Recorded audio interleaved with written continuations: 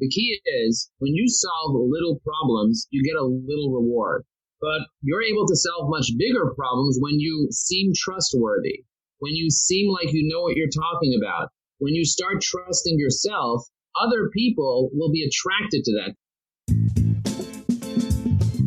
You're listening to the Client Catching Podcast, the show that uncovers how high-performing service-based business leaders are successfully navigating the ocean of complexity around growing their business. Now, as anyone with the talent and guts to start a business knows, it takes a lot more to grow one than just being great at what you do, and you can't do it alone. So this podcast will show you how other captains of their own ship, just like you, have found the right strategy to catch more clients, simplified everything, and transform their business. So if you're ready to do the same, then jump aboard and join me, Adam King, host and the captain at Think Like a Fish, and let's go fishing. Hey, it's Adam here, and thanks so much for tuning into the show today. Now, before we dive into the episode, I just wanted to let you know how you can get hold of a free copy of my book, Conversational Relationship Marketing.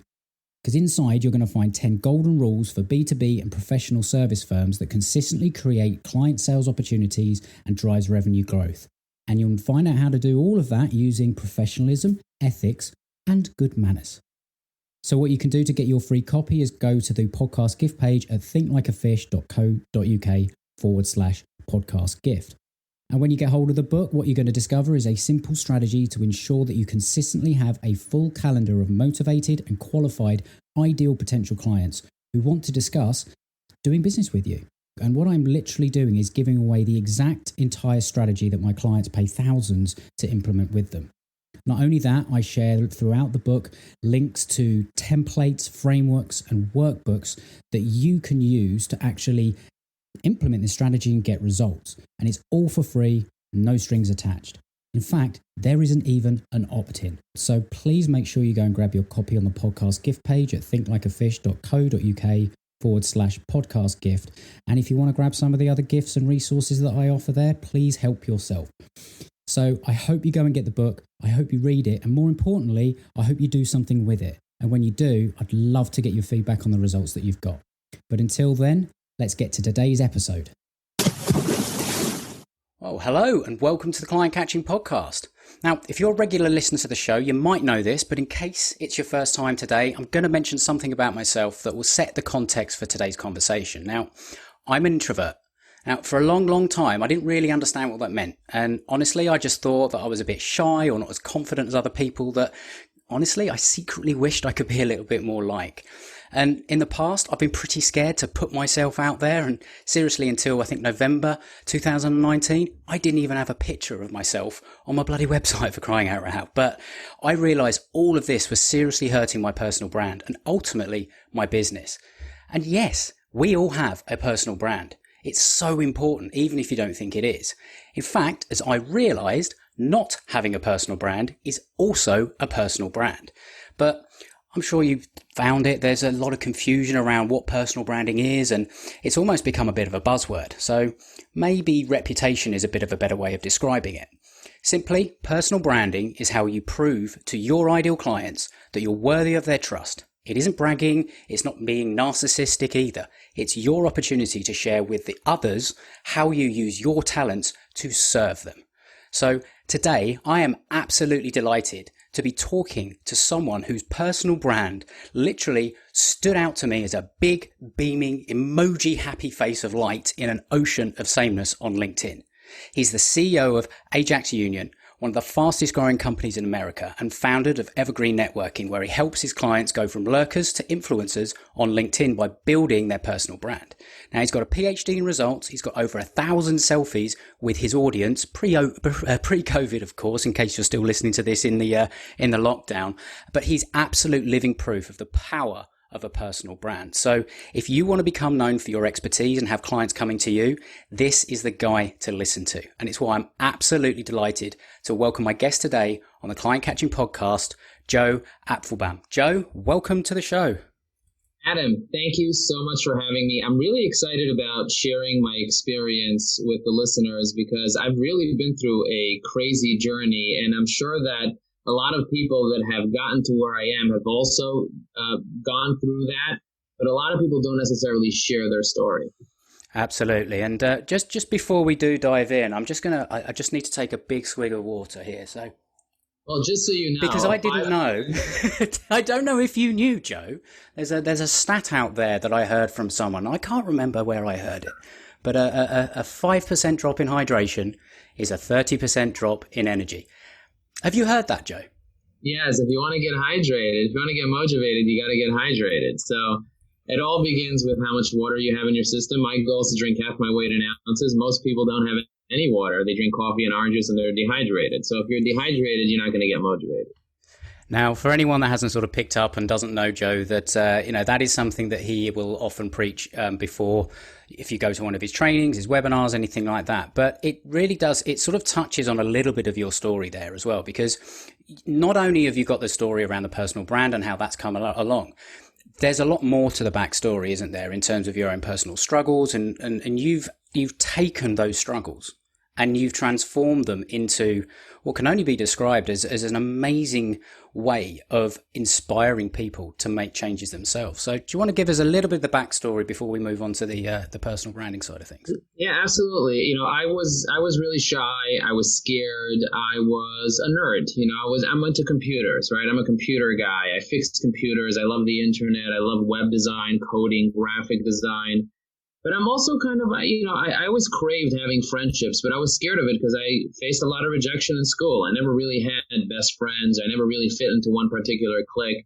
So when I got into business and I got really good at my skills of doing computers and web design and then eventually SEO and marketing, what I realized is that in order for me to grow a business, especially a multi-million-dollar business, I can't hide in my insecurities. I feel like in business, everything kind of comes out. I mean, the more money you have, the more it exaggerates whatever issues you have in your life. Money's not bad. It only magnifies everything that's going on. So when I built one of the fastest growing companies in the U.S., all of a sudden I realized I'm 95 pounds overweight. I was 265 pounds. I realized that I am scared of having my photo on social media. I had a picture of a cheetah as my Facebook profile photo. I was afraid of just me being out there, public speaking. I thought that my chest was going to burst and I was going to have a heart attack when I got in front of my staff to have a conversation with them. And I wanted to know, what the heck is wrong with me? What type of therapy do I need to have in order to fix all the problems that I have with me? And then one day, after going to a lot of therapy, and after going to a lot of coaching, and after reading many books and going to many seminars, Landmark, Tony Robbins, whatever it is, what I realized is there's nothing wrong with me. There was never anything wrong with me, and there's nothing wrong with you. You just have to get complete with who you are and decide to create the person that you want to become. Because human beings are always constantly evolving and transforming.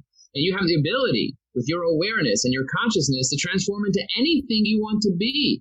But if you lock yourself down with the identity of, I'm scared, I don't know, I'm not good enough, all this ego stuff, or your identity is locked in with a particular type of persona, then you're just basically stuck in jail of your own making. And it's not really your own making, because your habits of thoughts and beliefs are just things that were given to you to lock you in, to keep you from dying. Because if you transform too much, you might transform into like a flame, then just disappear. So you want to be able to stay a piece of meat, But the reality is you don't want to stay a piece of meat. Instead of surviving, what you want to be doing is thriving. It's interesting that I don't know if it was a subliminal thing, if your Facebook cover was a picture of a cheetah, and I think sometimes that's what we almost feel about ourselves, that we are cheating other people, like that imposter syndrome that comes out sometimes when we when we sort of think about going out into the world, especially if you're just starting in business, or even if you've been around for a long time. That imposter syndrome, it never goes away. And I'd be interested to hear how things have been different for you from going from that person to then making the decision, obviously, to start the business that you have, but then to put yourself at the face of it. What's the before and the after been like for you? First of all, different types of clients. So before, when I would try to get a client, I would be an anonymous person randomly calling a small business owner to try to get a few $100s from them. Now I am a thought leader with tens of thousands of followers, millions of views on my social media, and people reach out to me to spend not just tens of thousands of dollars with my agency, but hundreds of thousands of dollars. Because if they're going to spend $10,000, $15,000, $20,000 a month on a campaign for 2 years, they're going to want to do it with someone that they can trust, someone who trusts themselves, someone who they can rely on, that actually has a public persona and has hundreds of people that vouch for them on LinkedIn. So if you go to my LinkedIn profile, joelinkedin.com, you will see that I have hundreds of testimonials on my profile, recommendations. I have thousands of endorsements, but I have hundreds of recommendations. People wrote things after using my services or taking my courses or hiring me as a speaker or whatever it is, because they were so compelled and so excited about sharing the message of what I've been able to solve for them, the problems I've been able to solve for them. And that's really the key. The key is when you solve little problems, you get a little reward. But you're able to solve much bigger problems when you seem trustworthy, when you seem like you know what you're talking about. When you start trusting yourself, other people will be attracted to that. Think about it like a rock star, for example. Imagine I'm a timid little rock star and I get on stage and I whisper into the microphone and I'm like, did you like that? Every 2 seconds, or I'm sorry, I'm sorry, I'm sorry. Everybody would throw tomatoes at me if I'm lucky, or they would just leave, right? Nobody would show up except the one person who's severely deranged. They're going to come in and be like, I love that, right? And you'll be like, I don't even want that person as my fan. But if you get up on the stage, you might not have the prettiest look. You might not have the prettiest voice. You might not even sing on tune, but you're a rock star. You're just owning it, and you're just alive, and you're just motivated. That's what people want. People want the real you. People want the unadulterated you, the unfiltered you. So if you can show up, not show up and throw up, because you want to optimize yourself. You want to keep making yourself better so that you can deliver like I'm delivering to you. I'm not just throwing at you. I'm delivering real pearls of wisdom that I have received myself because I nonstop keep reading books, taking courses, getting mentors and coaches, and keep learning and learning and learning. I think it was Guy Kawasaki. He said in his book, I think his book is called Ape, author, publisher, entrepreneur. He said, what you need to do is you need to consume like a hummingbird. A hummingbird, if it was a person, they would consume tens of thousands of calories because their heart rate is so quick. And they're able to really burn calories very, very quickly. And then you have to let go like an elephant. An elephant craps about 150 pounds a day. So consume a tremendous amount and then also give out a tremendous amount.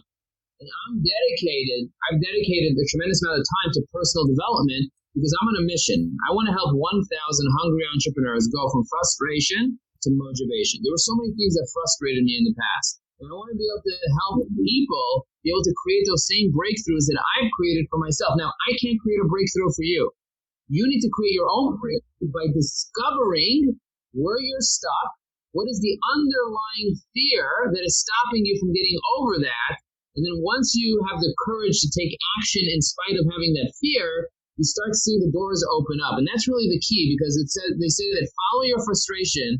It will lead you to your greatest fear. When you overcome that fear, now you're getting motivated. Now you're able to start driving forward and start accomplishing your goal. So if you have a goal, if you have a big goal, something that you'd like to achieve, whether it's a certain amount of money that you want to make, or a certain amount of influence that you want to have, or a certain type of relationship that you want to have with the people in your life, you got to first realize that it's an inside job. And I know it's a cliche, and everyone says it's an inside job, but if you keep hearing it over and over and over, you're probably going to eventually get the joke. You're probably going to eventually get it. You need to hear the same things. You don't need new ideas. All the ideas you already know. You just have to do the things that you know. Somebody once told me, Joe, I want to lose weight. I know you wrote a book called High Energy Secrets, how you lost 95 pounds and kept it off and have a tremendous amount of more energy than you've ever had. I said, yes, I wrote the book. I published it, and thousands of people purchased it, and hundreds of people have lost many weights. He's like, give me the shortcut. Tell me what the shortcut is. What do I need to do? I said, diet and exercise. And he looks at me, he's like, I know that already. I said, but are you doing it? He's like, no, I'm not. I need the pill. I need the band. He said, I need the band around my stomach. He's like, do you recommend putting a band around your stomach so you lose weight? I said, no, put a band around your head.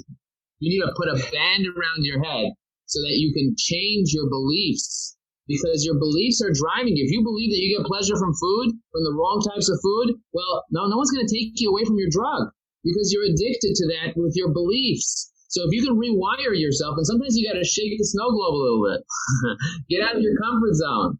And then all of a sudden, your life can change. Well, it's like the old saying, isn't it, that nobody can do your push-ups for you, and you can show people the way, you can give them great ideas and all the rest of it, but if they're not ready to actually do those push-ups, to do the work, to commit, because maybe they don't have a big enough goal, they don't have it clear enough in their mind. Clarity is so important when it comes to not just goals, but direction as well. It makes a huge difference because, anyone in your position, if you're from a coach point of view, you can only do so much. You cannot physically get someone to do the things that that they need to do. It's really difficult. If you do it for them, Adam, if you do it for them, then you get their reward. Well, exactly. It's like, well, if I'm going to do it for you, why am I going to do it for you? Why wouldn't I not just do it for me? It's a bit crazy, isn't it? It's a funny way, isn't it? But it's interesting the rock star reference that you made there around the getting on stage. Is it right that I've got Wayne's World in my head and just Kai Aurora, all that kind of thing going on? I don't know. It's kind of like I just got Alice Cooper and Wayne's World in my head. But there we go. But when it comes to personal branding, let's have a think about personal branding, because there's a lot of talk about what personal branding is, and it can be a buzzword and all the rest of it. But is there anything that you see a lot of people when they're talking about personal branding, personal branding experts in this space? Is there anything there that you see a lot of people sort of talking about, but you passionately disagree with it because you found it's just not the right way to go? So, if I understand the question correctly, what's the right way to do personal branding? Is that basically what you're asking me? I'm more sort of looking at sort of some of the advice that we see out there, or, personal branding. You've got to go out there and, get your personal brand built, et cetera, et cetera. So that's completely wrong. That's completely wrong. That's a big myth that I had to go through and read many books and speak to many coaches and hire people and waste a lot of money trying to find and trying to create a personal brand. A personal brand doesn't get created. I'll say this again. A personal brand does not get created. You know why? Why doesn't a personal brand get created? Because a personal brand already exists. And whenever you try to create something that already exists, you're always going to not be satisfied with what you find, because you're trying to create something that's not you. There's a famous saying, be yourself, because everybody else is already taken. So if you look at Gary Vaynerchuk or Tony Robbins and you're trying to be them, or you create a Marie Folio, or you become Russell Brunson, all that is not you. What you need to discover is, who are you? Who are you, and how can you amplify your strengths? How can you amplify your values? How can you amplify your why? Figure out why. Why do you do what you do? It has to do with your wounds. It has to do with the times that you failed. It has to do with your frustrations. It has to do with your experiences. It has to do with your strength and the equal weaknesses that created those strengths to begin with. It has to do with your story, your personal story, not some BS that you want to create so that you can satisfy the people that you don't even like, because other people's opinions are none of your business. So instead of you trying to satisfy all the haters and shut down the haters, be yourself, and your lovers will come like bees to honey. And the haters will show up too. But all you gotta do is just ignore the haters, and eventually they go away, kind of like your teeth. You ignore them, they eventually go away. So if you want to learn more about yourself, self-discovery, not self-creation. It's called self-discovery. If you can discover your strengths, if you can discover your values, if you can discover your why, we actually created a course called the Goal Setting Masterclass, and we teach people how to discover who they really are so that they can create their visions, their goals, and then actually put that into place. The reason why people procrastinate is not because they're bad. The reason why people procrastinate is not because they're lazy. The reason people procrastinate is because they, like you said earlier, they lack clarity. And when you lack clarity, you lack motivation. When you lack clarity, you lack the reason that will propel you to take action, and action only follows reason. Now, sometimes you can take unreasonable action, and I highly recommend that you do, because you will find a reason, because human beings need purpose. Everything we do or don't do in this world is for a reason. You ate because you were hungry, or because your mother paid you. In my case, my mother paid me. Oh, yeah. Yeah, or if you do, if you eat this, then you get to watch another Frozen after you've eaten your broccoli. Yeah, absolutely. I mean, there's so much. The first thing I think anyone listening, I have to point out is you can just hear the passion in your voice. You can hear how much you believe this, and that has not necessarily just come by accident. It's come from that clarity. It's come from doing all the things that you are talking about here. And maybe there's people there, listening, thinking, well, I'm not going to be like Joe. Well, if you actually just listen to Joe, you shouldn't want to be like Joe. You need to find that thing. I'm not like Joe. I'm not the kind of person that jumps around and shouts and screams. Yeah, but I hear that a lot. People look at my brand and they're like, I don't want to be that. I don't want to be that. I don't want a personal brand. If you tell me that I have to yell and scream and have all this high energy, I don't want a personal brand. And I look at them and I'm like, who told you to have this? Who told you to even want this? Who told you that this is even something you should ever aspire to? That's ridiculous. No one needs to have the amount of intensity, passion, energy, and you don't even have to be attracted to it. Here, let me tell you a secret. Come here. Let me tell you a secret. I don't want to be famous. What? I don't want millions of people to know me. I don't. My goal is to have 1,000 people, the right people, to see 1,000 times a year. That's it. Only 1,000 people. And if the right 1,000 people see me 1,000 times a year, I can make a living. I can generate a fortune. I can impact. I can know who those 1,000 people are, and I can impact them deeply, deeply, deeply. I can live a meaningful life.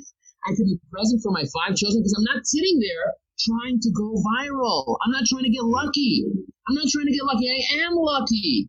What I'm trying to do is create a strategy based on my specific goals, which are based on my values, which are based on my strengths. Think about that. So intentional, so proactive. And that's the thing. That's the clarity that comes from intention, and it takes the work, and it's the work that a lot of people don't want to do. So, what I'm interested in to hear is how you would then turn this into an actual tactical application of this. So, you want 1,000 people to see you, and you want to be known to 1,000 people. Now, that's sort of the Kevin Kelly 1,000 True Fans idea, and I don't know if you've read Seth's new book, This Is Marketing, Seth Godin's new book.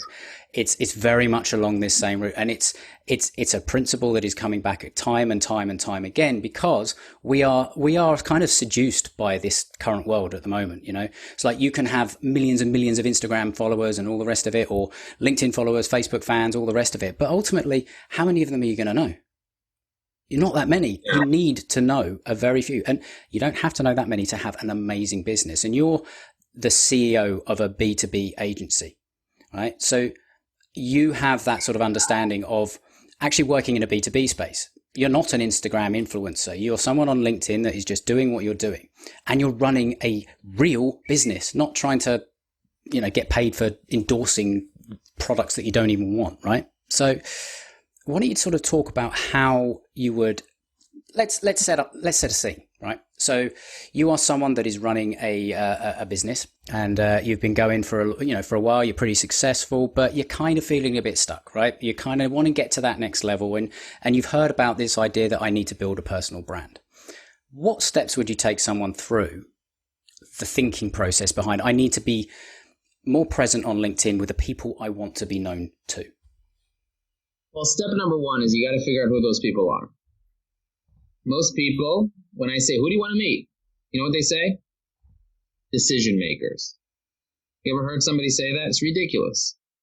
Well, my wife's the decision maker in my life. So, you want to meet decision makers? Who else do you want to meet? I want to meet business owners. Why don't you just say you want to meet people? You want to meet people, okay? Just you want to meet people? Okay, let me take you downtown to the train station.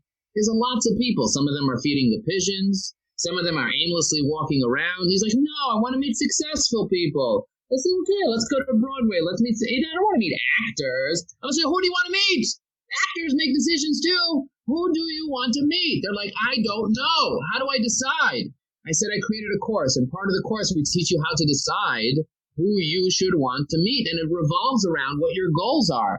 So they're like, goals? Who even has goals? I go, hang on a second. How are you supposed to know who you want to meet if you don't know what your goals are? So you got to backtrack, short stop and say, okay, before you start doing LinkedIn, which most people are doing random acts of marketing, they're doing random acts of networking, they're spraying and praying. They show up to a place and like their business card, they have the business card machine and they're just throwing business cards in people's faces. Don't do that on LinkedIn. Don't randomly connect to random people in different countries that you're not even, most people are from outside of the UK.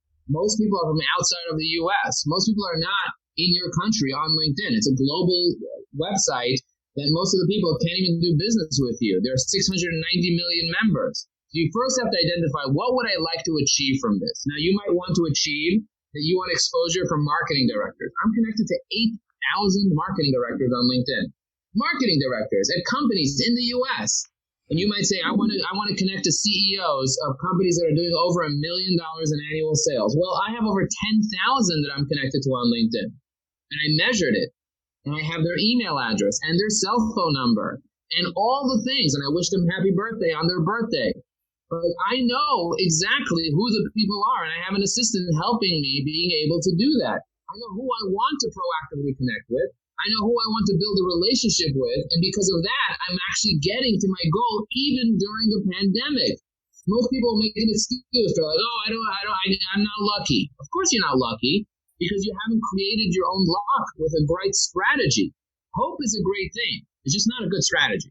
So what you need to do instead of hoping and wishing is start creating, start strategizing, start planning. Start with your goal, then pick your target, and then create a message that reflects that target. And once you have a strong foundation, and like I said, we teach this in our course, in 15 minutes, you basically knock out your plan, in 15 minutes you knock out the target, in 15 minutes you knock out the message. And once you have that done, now you have a written strategy that will help you as a foundation for LinkedIn. The next thing you need to do is, if you want to be consistent, and you know this, Adam, the key to influence is consistency. If you show up once in a while, it's not going to happen. I watch Gary Vaynerchuk almost every day.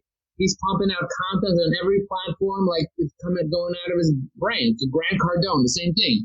He's nonstop. It's pouring out of him. All the big influencers that have millions of followers on social media, they have consistency. YouTubers, they have consistency. They all have consistency. So how do they have consistency? Is they create something called an asset library. This is something we teach in our course. We actually give you an asset library example. They also have a content calendar. And they make sure to put all their stories and all the questions that people ask and all their videos and quotes and images and content and articles and all the things that they create and that they curate into these systems. And now that you have your systems in place, then you can be posting and engaging and messaging and taking the right actions each day. But most people are not even going to get there because they're not working off a clear foundation. So have a clear foundation, have the right assets, and then you can take action. That's often, if you think about a lot of the questions that I'm sure, well, I know that I get, or, if you get and all the rest of it, it's like, well, I know I need to be doing something with my marketing. I need to be creating more content and this, but I just don't know what content to create and I don't know what to do next and blah, blah, blah. That all goes away when you have that clarity and you have that foundation, when you know the goals that you have, who you are looking to serve, how you help them, what problem you solve, and then unique way that you can help solve it. You kind of don't even need to think about it. You can literally flip open a camera and talk into it, right? And there's your content. You cannot create messaging to everyone because there isn't one message that speaks to everybody. Once you know who you're talking to, then the content starts pouring out of your head. Adam, who are you targeting?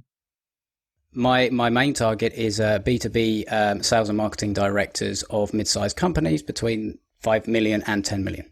And located where? Primarily UK based, but I will Perfect. But I attract. Of course, you attract everything. You'll attract, salespeople. You'll attract everybody. That's fine. You can, I have a B2B marketing agency. I attract people in the US that are $10 to $100 million in annual sales that have a sales team and a marketing director. So very similar to you, preferably in the EST time zone. Very similar to you, except you're in the UK. Now, if somebody contacts me from the UK, and somebody did recently, and he's under 10 million in revenue, I'm going to refer him to you. I'm going to say, dude, you're a B2B marketing director. Go speak to him. Now, once you know who you're targeting, now you know who you're targeting. Now you know what their problems are. Now you know what they're wondering about. So when you're creating content, you know exactly what to tell these B2B marketing directors. I mean, a B2B marketing director would love to hear this podcast because now they know how to create a foundation for their own B2B LinkedIn, because LinkedIn is mostly B2B. It has to do with referrals. If you want to grow your B2B, you need referrals. You need to learn how to nurture leads. So now that I know who your target is, I can create hundreds of pieces of content relatively quickly because I know who I'm talking to. I know what their problems are. I know what their interests are. I know what questions they have. I know what quotes they're attracted to. I know what books they read. I know what magazines they get. I know what trade shows they go to. I know what they're interested in. And once you know what a fish likes to eat, and let me tell you something, according to Dale Carnegie, it's not strawberries and whipped cream. Fish don't like that. It's not going to work. Human beings love appreciation. That's what he says. So you have to appreciate people by giving them what they're interested in. If you want to be interesting, you have to know what other people are interested in and give it to them. You know, an interesting thing as well is like something that I think about is like the reason I decided to go after that target is because that was me. I was a B2B marketing director. I ran marketing departments. So I understand that market as well from being in that position. And I think a lot of people may or may not have that luxury of being that person as well. It does help, but you don't obviously have to. And I know we're sort of getting close to time and I want to sort of finish with a bit of a question around, because you've got this personal brand, right? Let's say we had to we took it all away, like all your personal brand, all your followers, everything, all the rest of it. What would you do? And to sort of start again in, you know, you had to build yourself, your business, something brand new from scratch in 30 days. What would you do? What would your thought process, more importantly, not necessarily the tactics, your thought process is involved? No, I love that question very, very much. And the reason I love that question is because I always think to myself, if I had zero and I landed in a country with no reputation and no people and no nothing, what would I do? That's a little bit of a different question. But, you know, I always think about that because you never know when you're going to get banned from LinkedIn or when a hacker's going to come and take all your stuff away and whatnot. So it's very interesting to ask that question. I mean, the first thing I would do is I would leverage my current relationships. I would leverage my current relationships. That's the first thing that I would do. Why? Most people are not leveraging their current relationships. They're not leveraging their current relationships. So social media is just a tool, and you take your current relationships that you have in real life. So if I have no current relationships in real life, I wouldn't be able to do that. We'd have another conversation. But we're assuming that I have no more LinkedIn and I'm restarting from scratch. What I would do is I would find my current real life relationships on LinkedIn and build relationships with them on the platform. That's the first thing that I would do. That's step number one. Make sure that I have, let's say, the 500 people that I know in real life, that they connected with me on LinkedIn. I have to call them up and make sure they connect. I'll make sure. Figure out the ones that are actually active on LinkedIn and support their content by liking and commenting and getting a little bit of more excitement over there. Looking at our mutual connections, looking at their second degree connections and asking them who I should be connecting to based on my specific goal. So if I want to meet marketing directors, I would probably connect to several hundred marketing directors every single month and invite them to a networking event. I'd probably start my own networking event around marketing directors. I would also try to join other events, other networking events. Now it's all virtual, so I can easily jump into networking events. I would get invited to networking events. I would join. And whenever I meet somebody new, I would hop into LinkedIn. I would search for content on LinkedIn, and I would connect with those influencers that are actually publishing content. And I would send them messages and tell them how much I appreciate their content. I'm a massive influencer. And most people do not message me and tell me that they appreciate my content. But when I ask them, do you appreciate it? They say, oh my God, I look at you 3-4 times a day and I love you, Joe. Why would you think that I don't? Because you never told me that you like it. So I don't know that you like it. Tell me what you like about it. Tell me what you want me to create. And then they ask me tons of questions and I can create more content from that. So the idea is, I would connect with other influencers. I would connect with my target market, and I would connect with the people first that I know in real life and make sure that they remember me. The point is to get people that know you, people that trust you, get them to like you and to remember you. That's the key. People that already know you, people that already trust you, to get them to remember you. That's the key to getting referrals. You're not going to get referrals from a stranger who just met you. Your best referrals, Adam, you're going to get from the people that have known you for many years but forgot that you existed because you're not marketing to them, because you're not networking, because you're not top of mind. So that's really the key.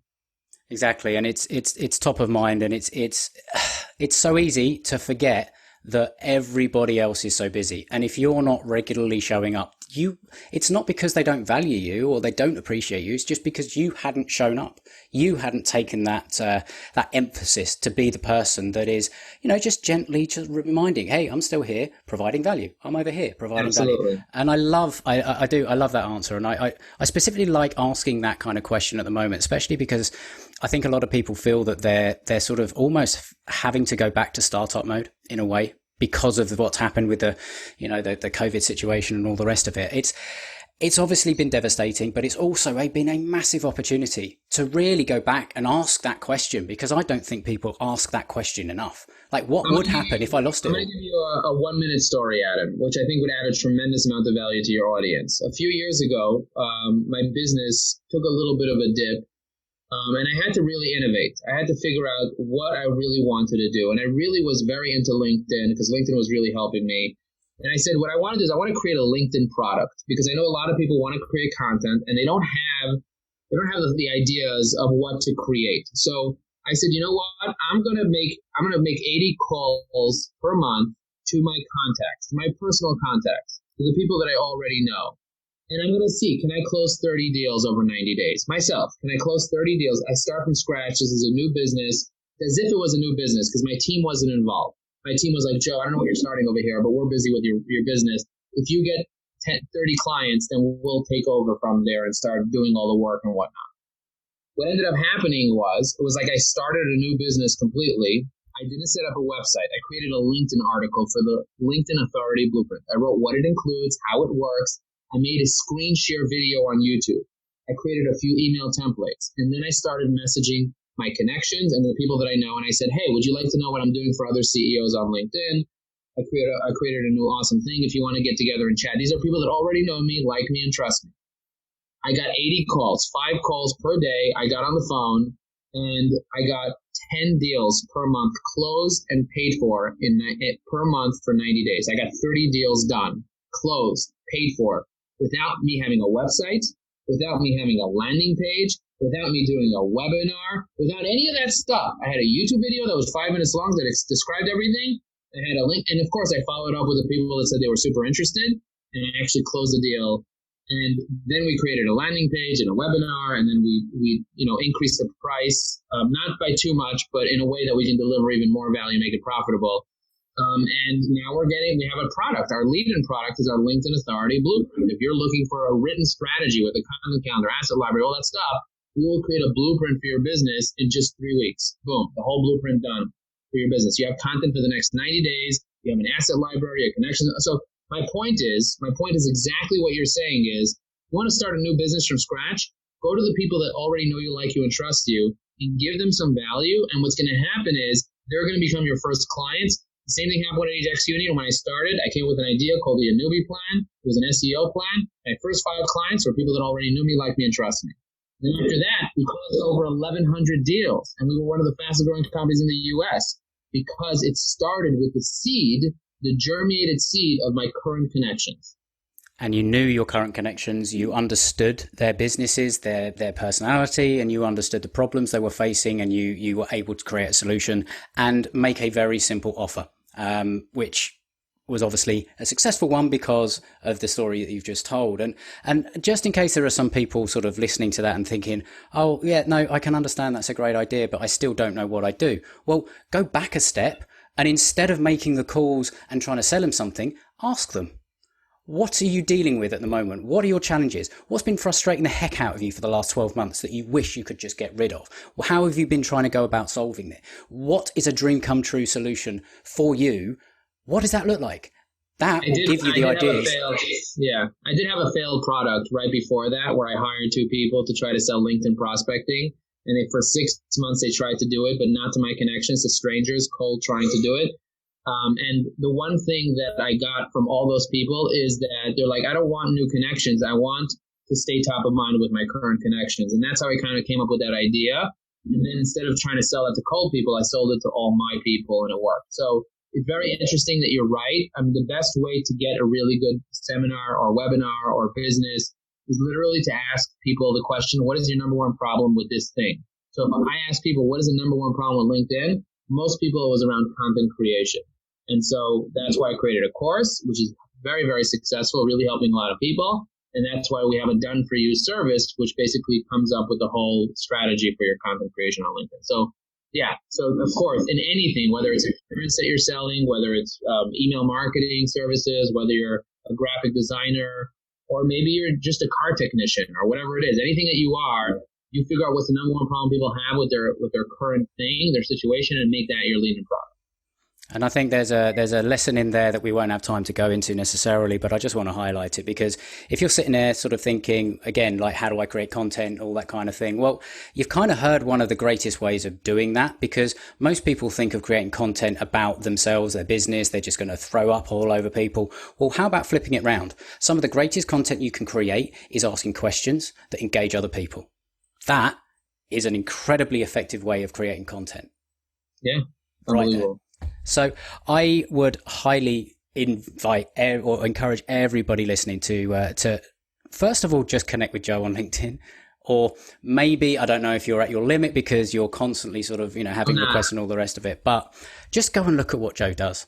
Like, you will get so much inspiration, so many ideas, and you'll just see, and I always say that you can learn more from watching what people do than what they say. And Joe just does what he says. And it's it's amazing. As I said in the introduction, the guy stood out to me in a sea of sameness with, emoji big smiles, because Joe uses emojis. He's big, he's loud, he's passionate, and, he doesn't mince his words. He will tell you what's on his mind. And I appreciate that. And I respect it. So if you want to connect with me, just go to www.joelinkedin.com. Make sure you mention Adam King's podcast in your message, because I have over 1,000 people waiting to connect with me. I'm very particular with who I accept.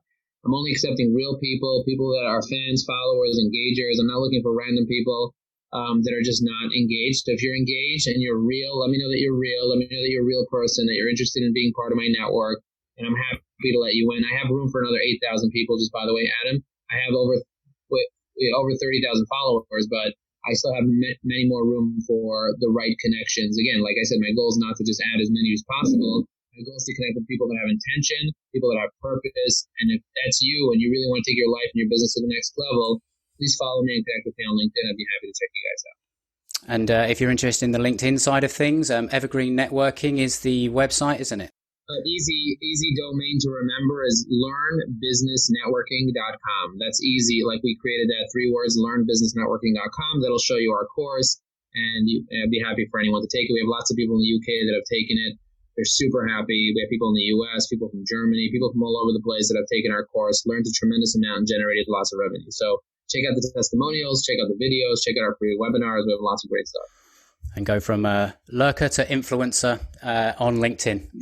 Just 15 minutes a day. Yeah. Just 15 minutes a day. And if that isn't enough to make you want to go, I don't know what will. So, Joe, I appreciate you. Thank you ever so much for spending time with me today and just bringing your knowledge, your expertise, and your absolute passion. It's been an absolute pleasure to speak to you. So all that's left to say is happy fishing. Happy fishing. I'll see you guys soon. See you on LinkedIn. Boom. So there we go. That's it for today's episode. I hope you enjoyed it. I hope you got some great ideas and found it really valuable, and you've got some things that you can now go off and do in your own business to help grow your business and attract and catch more clients. And if you have found it valuable and you can think of just one other person that may find some of these ideas helpful and help them grow their business, please share it with them, because they'll thank you for it. So also don't forget to grab a copy of my book, Conversational Relationship Marketing, from the podcast gift page at thinklikeafish.co.uk/podcast gift. And all that's really left with me to say is thank you ever so much for listening today. I know there's a lot of podcasts out there you could be listening to. You've chosen this one, and for that I am truly, truly grateful. If you're a first-time listener or a long-time listener and you haven't yet subscribed to the show, please make sure that you do, because you'll get updated of the latest episodes every time they come out. And if, again, you are enjoying it, I'd really, really appreciate a honest rating and review on Apple Podcasts. I read every single one personally, and they do really mean the world to me. And yes, they help others find the show. If you're able to do that, again, I massively, massively appreciate it. But until next time, happy fishing.